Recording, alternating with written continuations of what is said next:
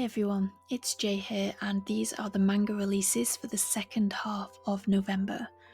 We'll start with A Condition Called Love, Volume 5, and Hotaru Hinase and her boyfriend Hananoe-kun are beginning their second year of high school, and their feelings for each other grow stronger by the day. But just as Hananoe-kun begins to show signs that he's ready to come out of his shell, Yao-kun, his rival in love, discovers his secret, and he's determined to make him come clean to Hotaru. And then we've got Fire Force Omnibus Volume 7, and it includes volumes 19 to 21 of the Fire Force manga, and this is out on the 21st of November. And then we've got a new series from Kodansha, Origin, and the tagline for this is "Inhuman beings hide among us." So it's set in Tokyo, 2048, and the Northern Hemisphere is now connected by the Eurasian Railroad, which deposits all manner of crime and vice at its eastern terminus. Night after night, the megalopolis is gripped by fear as bodies turn up mutilated. Remorseless killers stalk the shadows, but one man stalks them. He is Origin, and he is not what he seems. I think this sounds fantastic. Let me know if you pick this up and enjoy it. Then you have Volume 6 of The Great Cleric, and this story follows Lucille, who is reincarnated into the magical fantasy world Galdardia, and reinvents himself as a healer. He is a hard worker, but will it be enough to become the Great Cleric? And in this one, Lucille has reached the 30th floor of the underground labyrinth. But when Catalia sees him thriving despite how dangerous his mission is, she begins to suspect he may be taking strange drugs. And we've got One Dance Volume 7. Kabeya and Iori set out to finish what they've started on the dance floor, and in the course of their showdown, end up learning more about each other and themselves than they ever thought possible. But even after the winner of the battle is decided, you've still got the team contest to go. Then we've got Wave, Listen to Me Volume 10, and this is a story of a disgruntled young woman's journey into the wild rapids of talk radio. Mizuho's efforts to help advance Minare's career lead her straight into a trap laid by a dark shadow in her recent past. Stranded in a hut in the middle of a blizzard, the assistant director must keep her wits about her if she's to brave the wilderness and return back home. Then we have Beyond the Clouds Volume 5, and this story started with Theo, who's a young mechanic putting his knack for machines to use in the industrialized city where he lives. But when he finds an injured amnesiac, a girl with wings, his life changes forever. Her name is Mia, and Theo's talents make quick work of repairing her injured wing. And in this volume, Thea and Mia search for a magician who is able to teach the winged girl how to control her dangerous powers. And then we have Cells at Work Omnibus Volume 1, and it's a drama where you follow the 37 trillion cells inside a human body, including red blood cell, white blood cell, macrophage, and of course the cute little platelets, as they face off against threats like cedar pollen, parasites, food poisoning, staph infection, and their ultimate nemesis, cancer. This series is only 6 volumes long, so you only need to buy 2 omnibus volumes to have the complete series, as this omnibus contains volumes 1 to 3. They also have a larger page size compared to the individual volumes, so that's quite nice. Then we have Volume 5 of Sailor Moon, and it's the Sailor Moon Naoko Takeuchi collection, a new edition of the Sailor Moon manga. It features an updated translation and high page counts in a more affordable, portable edition. And then we've got Berserk Deluxe Edition Volume 14. This is from Dark Horse Comics, and this edition contains Berserk Volumes 40, 41, and the Berserk Official Guidebook. We have another release from Dark Horse Comics, and that is Volume 1 of Innocent, and it's an omnibus. This omnibus edition collects volumes 1 to 3 of this manga series for the first time in English. It's by Shinichi Sakamoto, and it's about the true life of Charles Henry Sanson, the gentleman of Paris, who performed nearly 3,000 executions in 18th century France. Born into a family of executioners, Charles Henry Sanson must take up his father's mantle as the royal executioner of Paris. Conflicted between his desire to honour the family name and rebelling against the long-standing practice, he chooses to follow tradition, but vows to be the last executioner, the last Sanson to spill blood in the name of justice. I love the front cover of this volume, and I think it sounds really, really interesting, so I think I might try and pick this up. We've got Yen Press, Volume 5, Why Raeliana Ended Up at the Duke's Mansion. For those who don't know, this story follows a girl who wakes up in the world of a novel as the character Raeliana Macmillan. Unfortunately, this character is fated to be killed by her fiancé. And in this volume, she's set on unravelling the secrets behind her strange reincarnation, and she starts digging into the original Raeliana's past. We've got a new series from Yen Press. When I became a commoner, they broke off our engagement. This new series follows 13-year-old Anna, who was raised in a noble household, but she looks nothing like the rest of her family and lacks her lineage's aptitude for magic.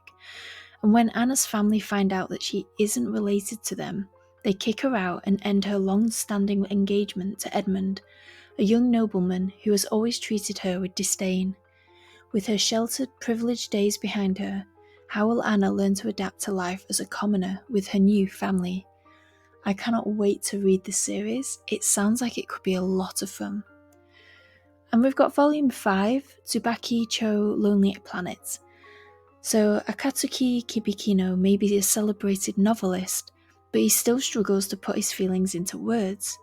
And Kanaishi's blatant advances towards Fumi put Akatsuki in the foulest of mood. The reason he's bothered by the thought of Fumi liking someone else, however, continues to elude him.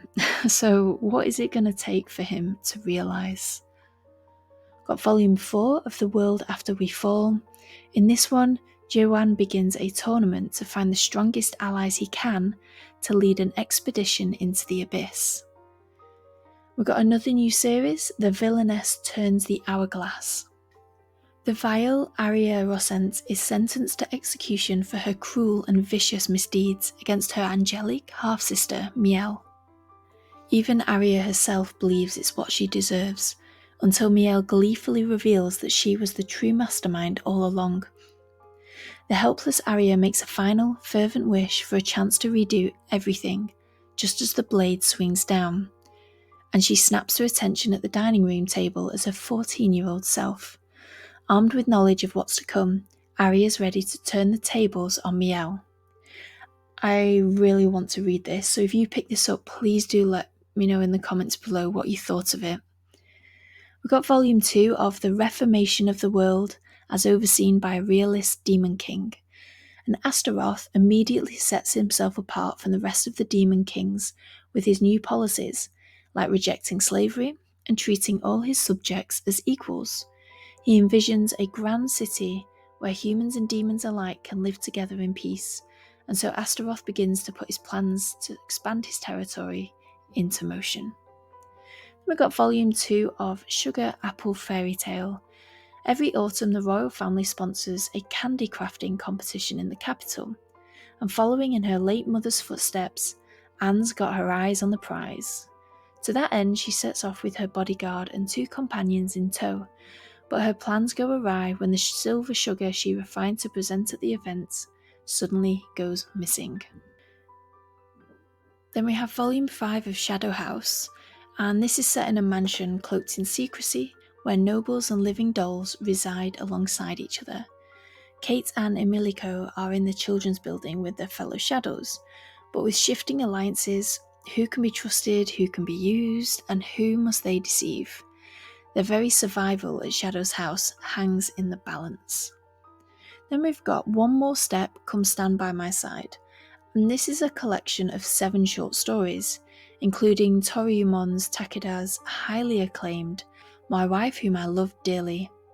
The stories include a kidnapped and blindfolded princess's time in darkness with her silent caretaker, the 10 minutes an ordinary woman spends with her tied-up stalker, and the last 6 months a man has before he loses his beloved wife to cancer.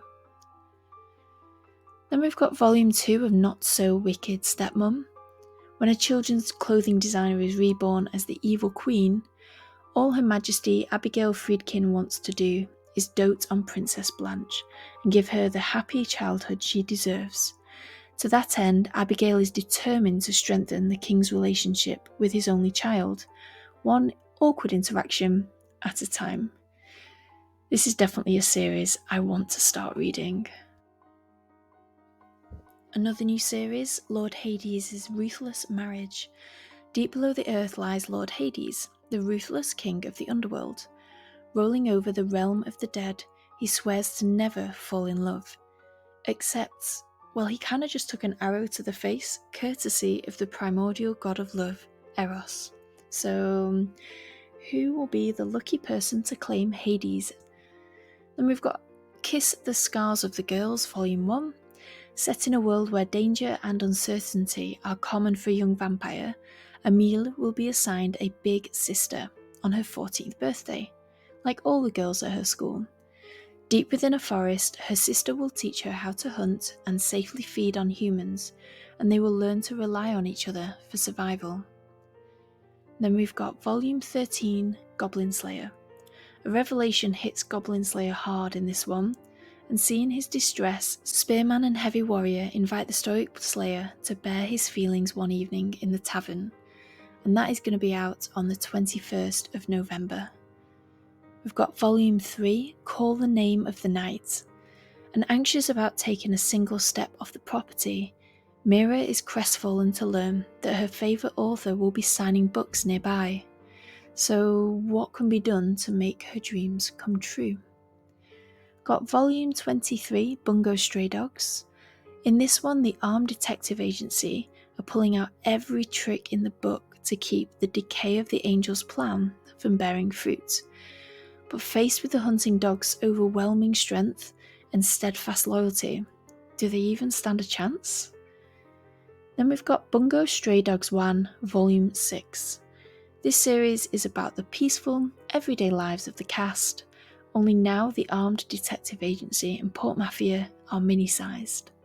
In this volume, Atsushi and Kyoka are having a crepe party, the hunting dogs are going after truffles, and all the kids in Bungo Daycare have a new hero.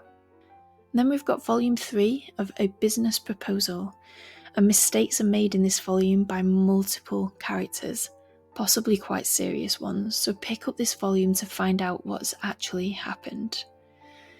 And then another new series, 15 Minutes Before We Really Date.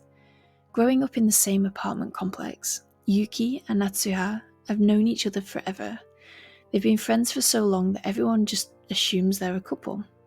But as they both approach the final stretch of high school, they get a silly, totally not serious idea. What if they actually started dating? Moving on to the Viz releases now, we've got Volume 4 of Chojin X, and Azuma has always felt driven to help others, and his need to become a Chojin is just an extension of that desire, but now he finds himself fighting for his life. Then we've got Volume 4 of Dark Gathering, and this series follows Kei Taro Gentoga, who wants nothing to do with the supernatural, but unfortunately he's a bit of a ghost magnet, and so he's stuck helping Yayoi Hozuki, a strange young girl who's intent on capturing Japan's most terrifying ghosts and ghouls. And here, an encounter with a ghastly groom has devastated Yayoi's defences, and has triggered the birth of a terrifyingly powerful new spirit. Then we've got Volume 2 of Heart Gear, set in a post-apocalyptic future nearly 200 years after World War III. This story follows a girl and an android travelling the world in search of utopia. Sounds like it could be an interesting read, and if anyone's read it, please could you let me know what it's like in the comments below. Thank you. Then we've got Jujutsu Kaisen Volume 21. In this one, Hakari and Panda head for Tokyo No. 2 Colony in search of Kashimo. When they enter, they get separated, and Hakari faces Charles, a culling game player and wannabe manga creator. Then we've got Radiant Volume 17. Set in a world overrun with monsters called Nemesis, a young boy infected by them will stop at nothing to defeat them all. But here the mysterious Grimm is getting ready to hand Seth over to his enemies, the Domitors. We've got volume 28, Seraph of the End. It's time for tough decisions in this one, as Yuichiro is forced to make a terrible decision: his family's lives or Mika's. Mika tries to convince him to choose his family, forcing the two into a heart-wrenching argument. What will Yuichiro ultimately decide? Then we've got Takopi's Original Sin, and this seems to be a standalone, and cute little alien Takopi lands on Earth with a mission to spread happiness throughout the universe. The first person Takopi meets is depressed 4th grader Shizuka. Takopi is determined to do whatever it takes to make Shizuka smile again, but his misguided attempts to help her by using his advanced technology to turn back time only result in mayhem and death. And then we've got JoJo's Bizarre Adventure Part 6, Stone Ocean Volume 1.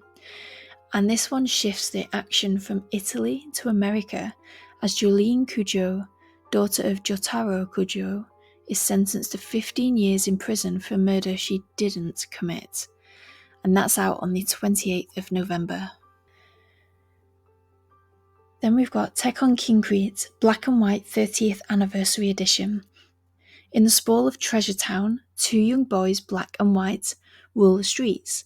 They are its will and its voice, full of love and compassion, as well as danger and violence. As they leap from rooftop to rooftop, from lamppost to lamppost, nothing escapes their notice. But the city is changing beneath their feet as a Yakuza-backed corporate development moves in. When the gangsters make a play to remove Black and White, the boys push back. The police have an interest in Black and White as well, trying to make sure things don't get out of hands. But things will. A battle begins between corruption and innocence, a struggle for the soul of the city itself that will change Black and White and the city around them forever. Then we've got Volume 11 of The Legend of Zelda Twilight Princess. There are lots of challenges facing Link in his final battle against the fearsome beast that Ganondorf has transformed into. Then we've got 7 Seas Entertainment releases, Volume 2, Delinquent Daddy and Tender Teacher. Hitsuji and Hatoyama are officially a couple, and with Hatoyama's young son Hinata to look after, the three of them have started to settle into a new kind of family life. However, this couple are about to learn that relationships aren't all smooth sailing. And then we've got a new series, Ennead. 9 powerful gods of ancient Egypt form the Ennead. When the god of war, Seth, kills his brother Osiris and takes over Egypt, he ushers in an era of chaos and cruelty. Centuries later, a new challenger appears, Horus, the child of Isis. Horus is not yet a full god, but has the support of other deities to dethrone Seth. From reading reviews of this, it sounds like it gets quite dark in places. But there are 2 versions being released of this. The paperback version, which is rated older teen, with certain scenes removed, and the hardback version, which is rated mature, so they've kept certain scenes in that one. So you just need to make the choice for yourself if you do want to read this story. And then you've got the final volume of this series. The 2 of them are pretty much like this volume before, and both Wanko and Ellie reach turning points in their careers, and that's out on the 21st of November. Then we have Tokyo Revengers Omnibus. In this one, after all his work to change the course of history, Takemichi is confronted with the darkest future yet. It includes volume 15 and 16. And then we've got volume 6 of The Dragon's Knights Beloved. Melissa is off to the capital in this one because she must announce her new role to the world. But it's a trip she has to make alone, and the Dragon King can't bear the separation. Then we've got volume 2, The Knight Captain is the New Princess to Be. In order to support Prince Leo, Chris agrees to officially take his hand in marriage, but the other nobles are not fans of the union, and to mollify them, Chris gets sent to a boarding school to become more ladylike. Unfortunately for her, her fellow classmates are young ladies intent on marrying the prince themselves. This is a completely different battlefield to what Chris is used to. we've got volume 2 of Anti-Romance. This is the final volume in the series, and in it, Ryo reaches his limit and decides to move out. How will his relationship with Suoru change now that they're no longer living together? Then we've got a new series, Lonely Castle in the Mirror.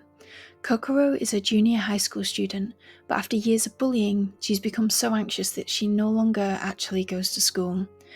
And one day she's pulled through her full-length mirror into a castle in another dimension by a girl in a wolf mask. The mysterious girl tells Kokoro and 6 other kids that they will compete in a scavenger hunt. If one of them finds a key that unlocks a secret room, that person will get one wish granted, and as long as they observe the rules of the world, they can come and go as they please. Then we're getting the Orange Complete box set, and this sci-fi romance manga series became a New York Times bestseller and inspired an anime. Now this manga will be presented in its original format of 7 single volumes in a beautiful box. It also includes a set of 8 postcards.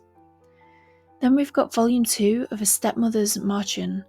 The Martianess Shuri got the chance at a do-over for the last 7 years of her life, and this time she's determined not to be a weak-willed doormat.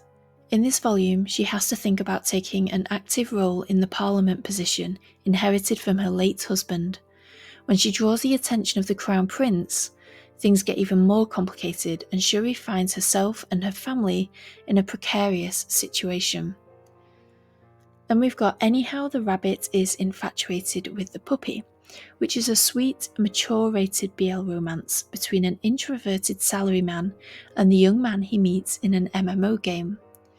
And when Gakuto asks if Akira wants to meet up, on the game, Akira agrees and sparks fly.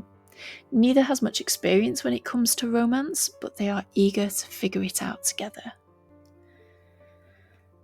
And then we've got volume 5 of the NPCs in this village sim game Must Be Real. Ever since he was selected to beta test the mysteriously realistic game The Village of Fate, Yoshio's slowly been putting his life back together. Helping save the villagers was the catalyst he needed to help himself. Yet there's one big scar that Yoshio hasn't addressed. The convicted stalker who tormented his sister and wounded him with a knife. When the stalker reappears, could it mean the end of everything that has changed for the better? Then we're going to move on to the Square Enix releases, starting with Volume 5, Sinnoh Alice. The fated showdown between fairy tale heroines produces far-reaching consequences, as all of Tokyo is embroiled in a merciless slaughterfest. Doubts creep into Alice's mind after Cinderella fills her in on the true rules of the deathmatch game. Meanwhile, Red Riding Hood's insatiable desire to play has transformed her into a seemingly invincible monster. Who will be left standing when the situation spirals out of even the Game Master's control? Then we've got Volume 11 of Ragnar Crimson, and the Winged Bloodline arc reaches its dramatic conclusion in this volume, with Chimera undergoing a startling transformation, whilst Ragnar and Kamui exchange deadly blows at speeds surpassing the light itself. And then we've got Volume 10 of the Apothecary Diaries, and when 2 beautiful foreign envoys with designs on the Emperor come calling with a spellbinding tale, it's up to Mao Mao to concoct a theatrical scheme to give the ladies a heck of a story to take home. And those are all the volumes that I've included in this video. There are more, but there's a lot there to digest. So I hope you enjoyed the video. I hope you found lots of manga volumes there that you want to read. There's lots of new series this month. If you are thinking of buying any, let me know in the comments below. And if you've read any and you would recommend any, again, please do write them in the comments below. I do like getting recommendations. I hope you enjoyed the video. Thank you everyone. Bye!